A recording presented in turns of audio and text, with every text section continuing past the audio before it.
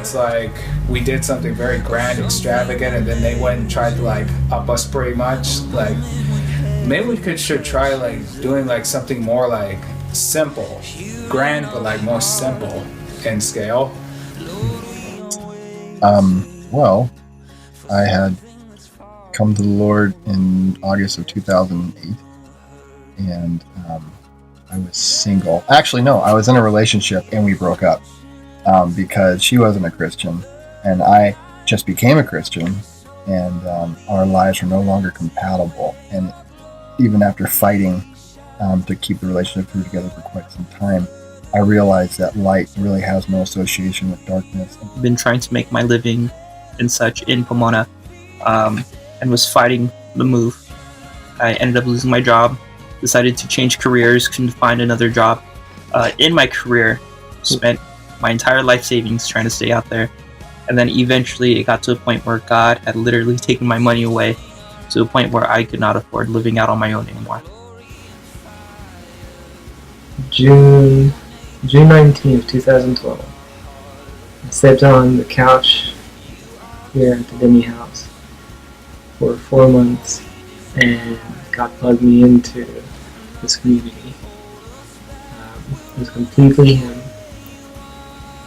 I had nothing to do with it. I didn't know anybody here when I moved here. And He had a purpose for me to be here, for me to learn what it is to be in community.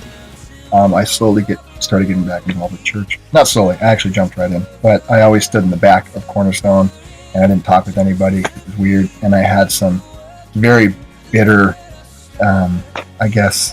wounds from the church, because I grew up in the church. And I remember I had my church friends and my actual friends, and I saw my church friends on all the scheduled events and missions trips and stuff like that.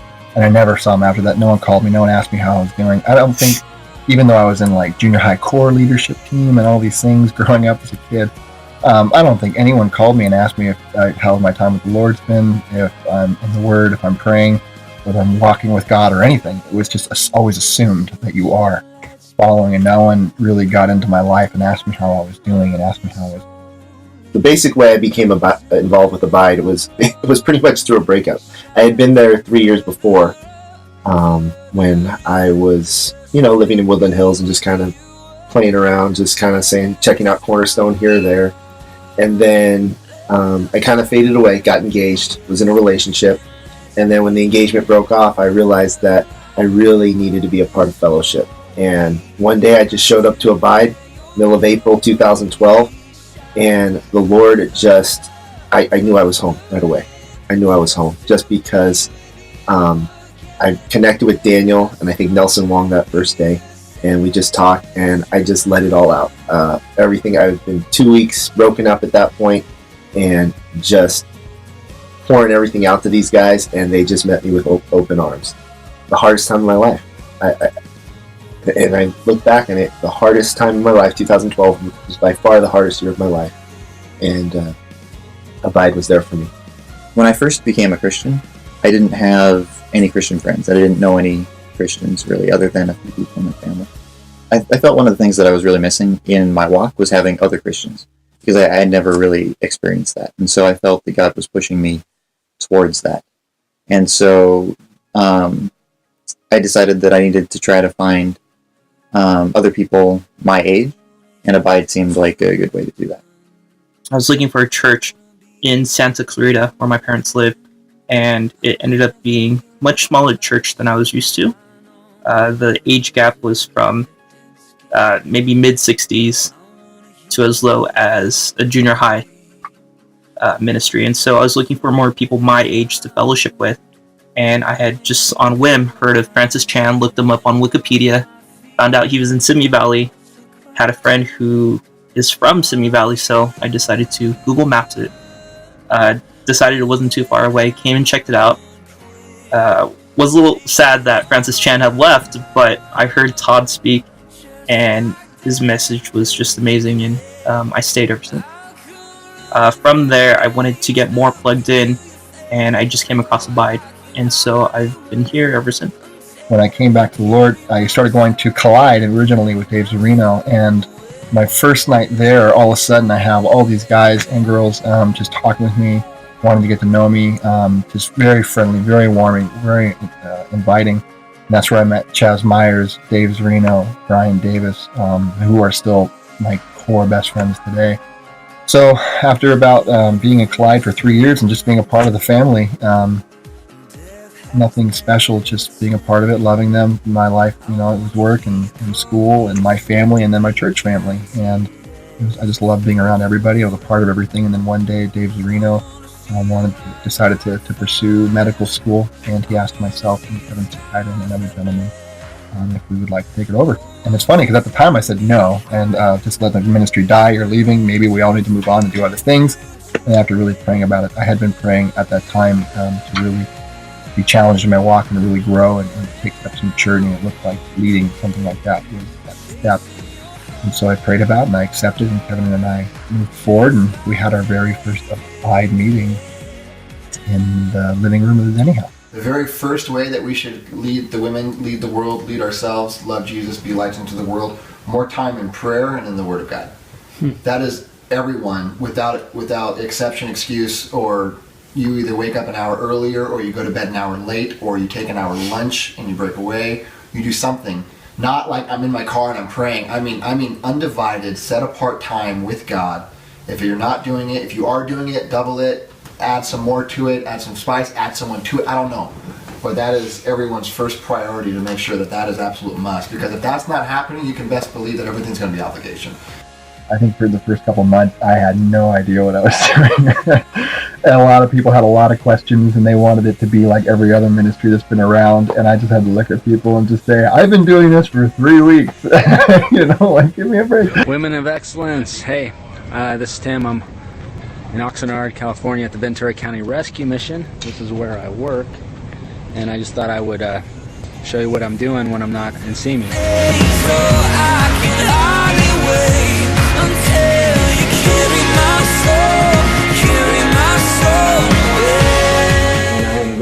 To talk to Suzanne. She's a volunteer coordinator for the rescue mission. She's the only woman that works at the Ventura County Rescue Mission in this facility, and she's like the mother of all the men that are here, so she's great. I actually we have over 500 volunteers a month, and if any of you want to come volunteer at the mission and feed the homeless, that's my big plug. So what is Women's of Excellence? Oh, Women's of Excellence is actually a way we honor the women at Abide. I learned last year when I helped, I was in the background just kind of cooking, and it made me have more of a heart for the women, in the sense I started serving them, and I started taking down some walls of some old things that I was doing. Women aren't so bad, huh? No, not at all. I love the women, especially the women of Abide. They're great ladies, yeah. They have servant hearts. And since you've been doing it and you've been preparing, what has changed in your opinion, or changed in how you feel about what you do? Well, like I said, I see that now I have this more of a servant heart, because I started serving them, and I started seeing how I started caring for them more, and I think that's what the Lord has been doing this time, now going into, even preparing me for this time, for this documentary, as well as He showed me that I've seen my own sin in my past and the way I did treat women, and it's like I don't ever want to send the wrong signal, and so I didn't know what boundaries, and I ended up creating walls instead of good boundaries until I started getting before the Lord, and He showed me that I have father issues. You know what I mean? I didn't want to be like my father or my stepfather some way, even though they're great men and I love them to death. But I had a fear that I was going to treat women, and this is probably one of the reasons I prolonged being in relationships. Yeah. Probably because I didn't want to be that guy that brought heartache to women the way I seen my mom and other women. So transparent. It's hard. I mean, I've been married, I've known my husband 40 years. It's a long time, high school sweethearts, but it's hard, whether it be a woman or a man, to be transparent about the issues that we bring into relationships and to people of the opposite sex. You have issues because the people that you grew up with and the people that you surround yourself by, but that's really cool. You want to know what my action plan is? Oh, yes, of course. Action plan. Okay, I was really convicted about 2 Peter 2:14, when I started I started seeing my own heart in that verse that said, they train themselves in greed. And I really saw that in my own heart. And now when I thought of my relationship with the opposite sex, I thought it was more for me, that they were there to serve me. You know what I mean? And now, as I read Ephesians 5, even the marriage is like that. Even the marriage is not for the man. The man is supposed to love the woman like Christ loved the church, of course. And so it's sacrificial. It's given his life up for her. And so I'm gonna start small. Wow, that's kind of big, actually. Pray for them while I do my own chores and get out of my own laziness, and ask the Lord to change my heart more and more towards the ladies that I know and just ladies in general. Yeah.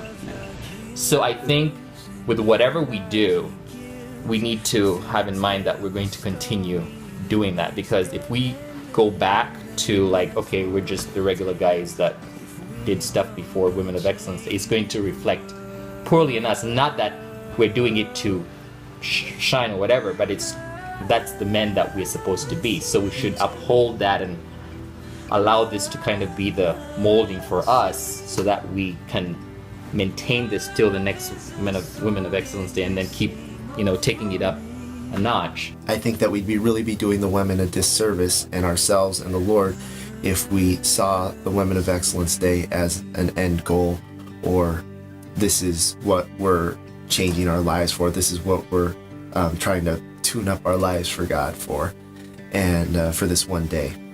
And I just think of Philippians 1:6, where Christ is going to carry on that work to completion in us. And it's not for completion at the Women of Excellence Day, it's for completion when we reach his kingdom. I think probably the main thing that's been challenging over these past weeks was removing some things like sins that I didn't know was actually lingering there. These came in the form of bitterness, doubt, and also pride and selfishness. I make some time for God, but I feel like I should make more. And just other stuff in life, what specifically, I don't know. Reading a book or watching TV or just the normal distractions that we have. I got a chance to really see that there were some things in my life that I needed to draw closer to in prayer with my walk with God, and that was trust. I had realized that through some circumstances in my life, I was holding on to issues and things that were not allowing me to just give trust to others. The biggest obstacle between me and God, my will. And that's only because right now I'm in a situation where I feel like it's completely in my control, or I just need my checklist of things to do, and that out of my own strength, if I just do X, Y, and Z, that I can get things done. And it's hard because my way is not God's ways. It's been really awesome because it's been a really great display of, I think, really how Jesus would do it, and this is how he would want it. He would want it, I think, stripped back down, and he would want it to be the way that is most real. It can be as intimate as just you and I. It doesn't have to be this huge show with all this grand, this and that. And I've been hearing in a lot of the meetings that this is something that he just wanted to do, is bring it back to the heart of worship and the easiness of loving one another and getting out in the community and getting a chance to serve and being there for people. So for me, this has been so exciting. I haven't seen the other ones, but to me, this is huge and awesome and big, because we're going to get a chance to love in a way that I feel Jesus wants us to love. To love like he loves and give like he gives, to tell the story that makes dead men live, and that's what it takes if we're gonna change the world.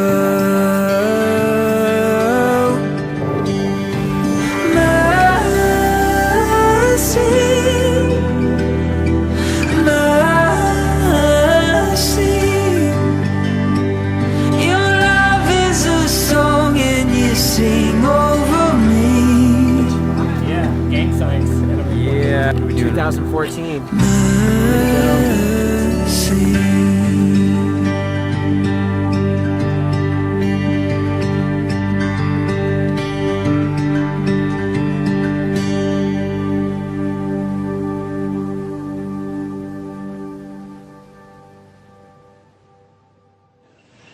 Pretty awesome. I've been married almost 37 years, and my husband, I think maybe half a dozen times I've done his laundry.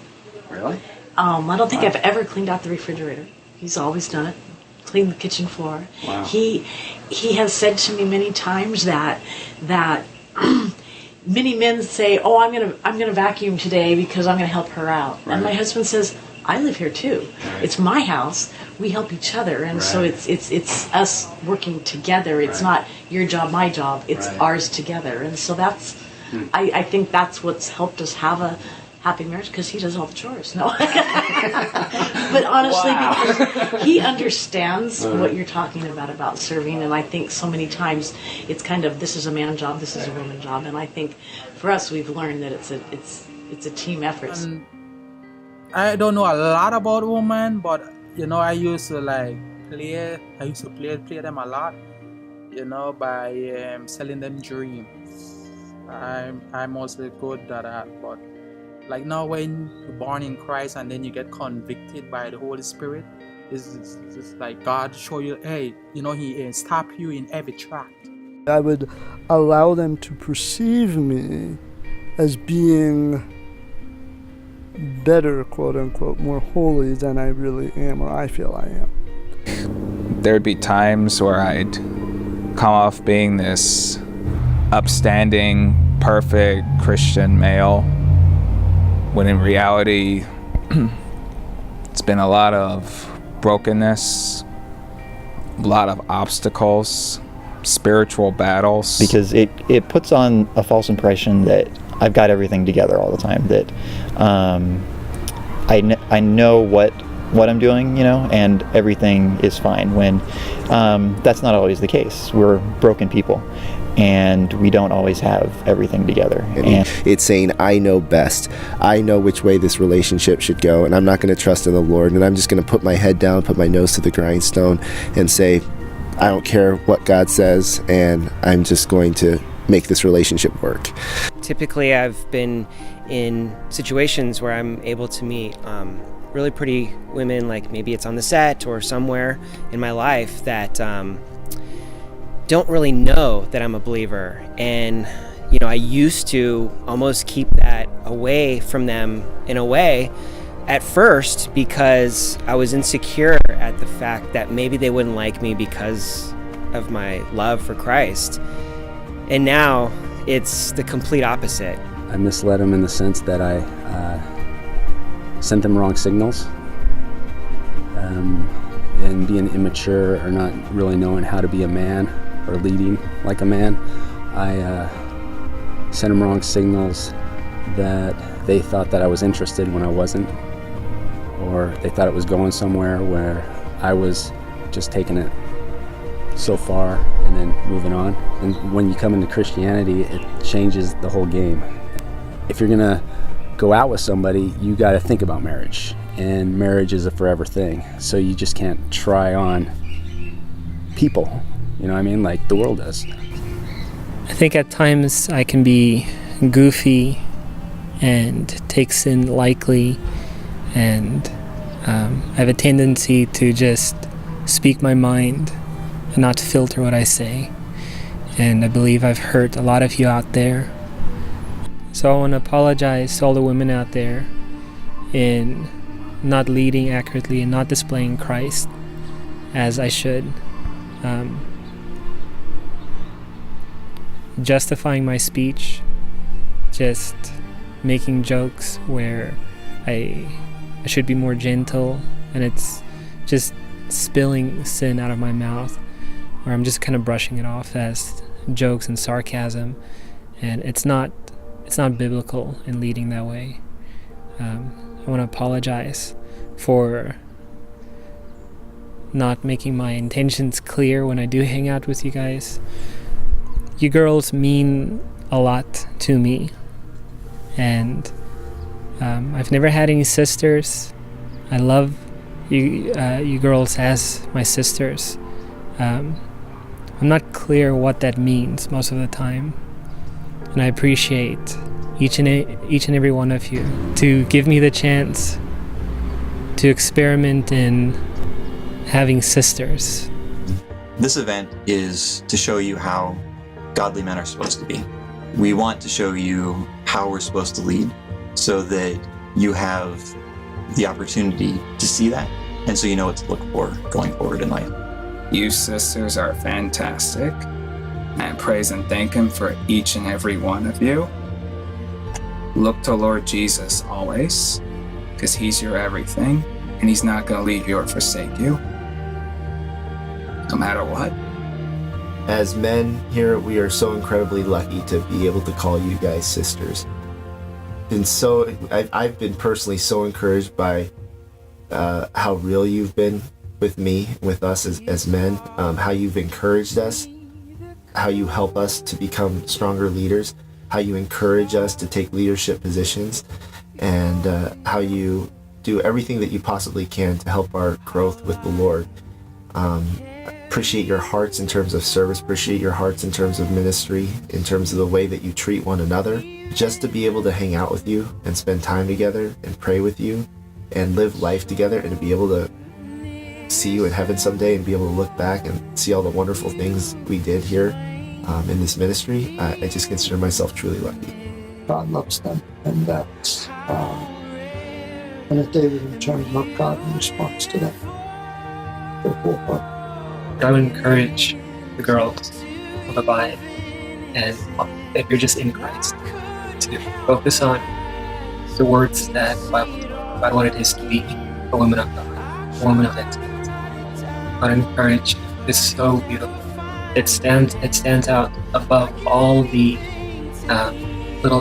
those things that I see girls be so insecure about wanting to look beautiful, about wanting to act just the right way. I would encourage you just to read what Scripture says about what it is to be a woman. And I promise you,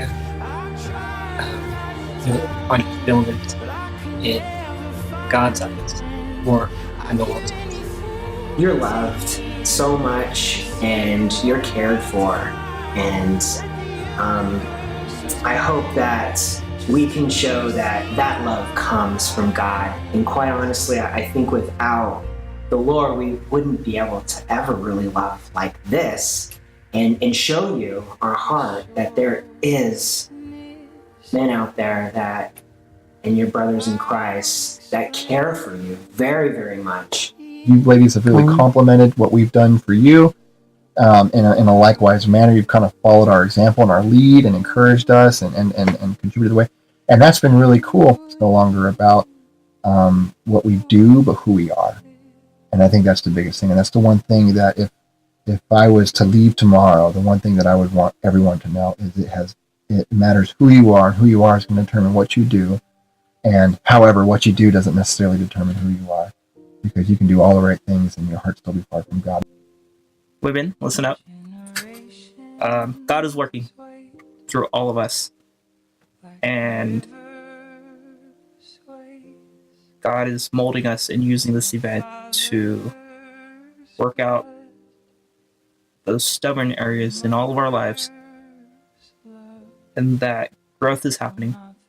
We're being molded and we're being shaped, but once again, it's in God's timing. And I even looked up, I'm like, man, would it be so awesome if Sean McDonald came out and played in, like, as a whole group, we just had a worship night. Mm-hmm. I called his agent. It's like $10,000 to get him out. Like, we're good mix. Like, you could petition, you know. This is for the gospel. But just to have a worship night where none of us are on a stage, but we're all as a group singing these songs and praying and going through this, like, worship, praise, and prayer kind of an evening as near the end of it, after whatever craziness we do.